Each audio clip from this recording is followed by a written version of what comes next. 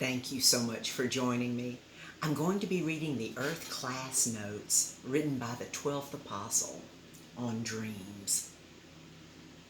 In ancient pre-biblical times, some people on altered earth thought dreams were brought about when the soul, that they did not understand then, and so very few do now, would leave the body in sleep to travel and experience desired or feared things apart from their body in sleep.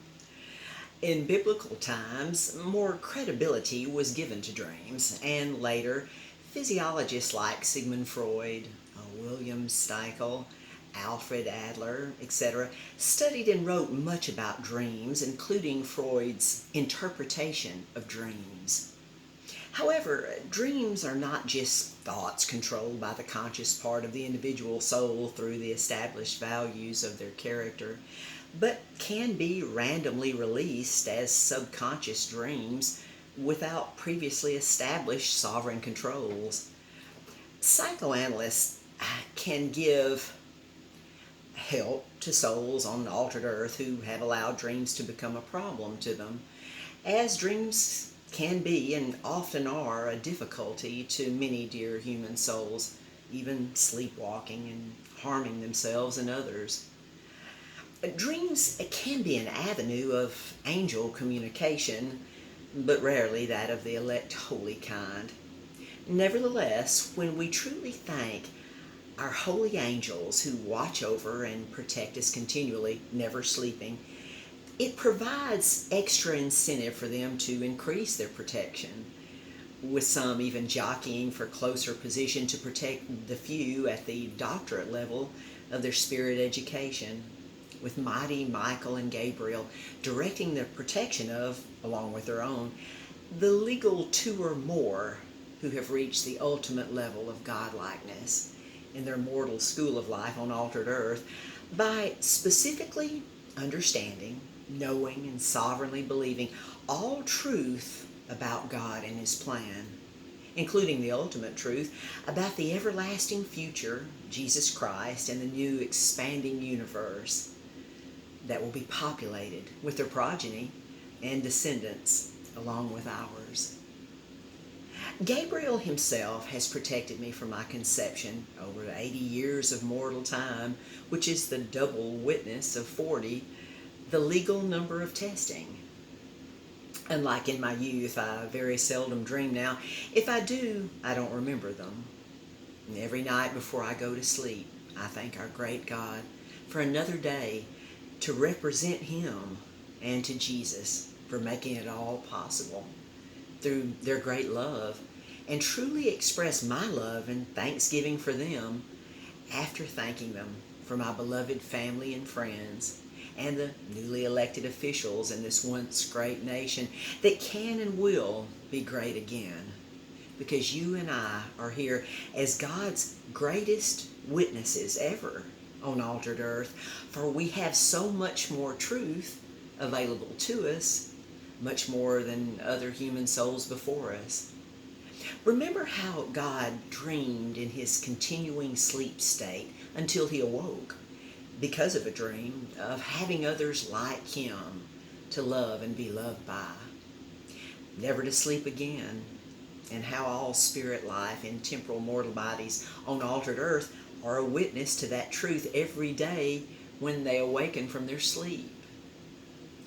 So, sleep and dreams are a large part of our witness on altered earth, for when we graduate from our school of mortal life, we will never sleep again. We will never dream again in our spirit bodies, like the angels who never sleep and dream. Many years ago, I attended a special class in Jackson, Mississippi on dreams, and this class promoted healing through dreams developed by a man from Mexico. The daily class lasted for about a week, and there were about 24 people in the class, taught by an older gentleman, who used much repetition through visualization, with your eyes closed in a simulated sleep state called remote viewing, with a person's name given to you that you did not know to put on the screen of your imagination to heal any physical problems they may have. This was done at the end of the classes that were to prepare you to do this. The woman's name that was given to me, who I didn't know who she was or where she was, had breast cancer that I could see on her image and swept it away with the movement of my hand. But the shocking thing was that I seemed to enter into her distraught, emotional state and started crying. As I told the teacher about this, he told me that I had a great gift that I could use for many things. Shortly thereafter, the woman whose name I was given called me and said she was preparing to go to the hospital for breast surgery, but upon a final check, no cancer could be found, and the teacher had given her my phone number. Upon analyzing the entire agenda, I began to see possible problems with that philosophy. A few days later, a man called me and said he was with the government and would like to offer me a job with a special program they were developing. I told him that I wasn't interested and had more important things to do. This was many years ago, and my point of placing this in this special earth class on dreams is to emphasize the potential power, primarily in the present deceptive, subjective, passive mode of personal sovereignty, when and where a type of soul surrender is involved, even under the illusion that God expects this from us.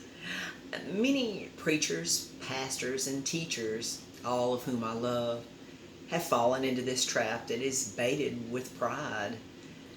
We understand that things have gone very wrong on altered earth, with people hating and killing one another, with some inspired through dreams and by fallen angels, of which God has lovingly worked through for the ultimate blessing of all.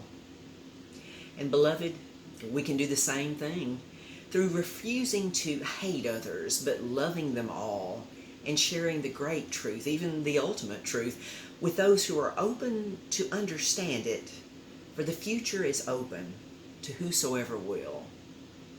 To whosoever will, make it the best it can possibly be forever. Part of the ultimate truth from our responsibility on altered earth is to write it in easy to specifically understand words, terms, and phrases that goes directly into heaven's records. At the top in these special earth classes, like it's never been done before, as proof not only that it could be done, but that it was done, and so much more at the end of this evil world age. And you, beloved, have a very real and important part in this. For if it were not for you, I probably would not be doing this as much and to the extent as I am. Thank you so much for joining me, and I thank you so much for your time. Until next time.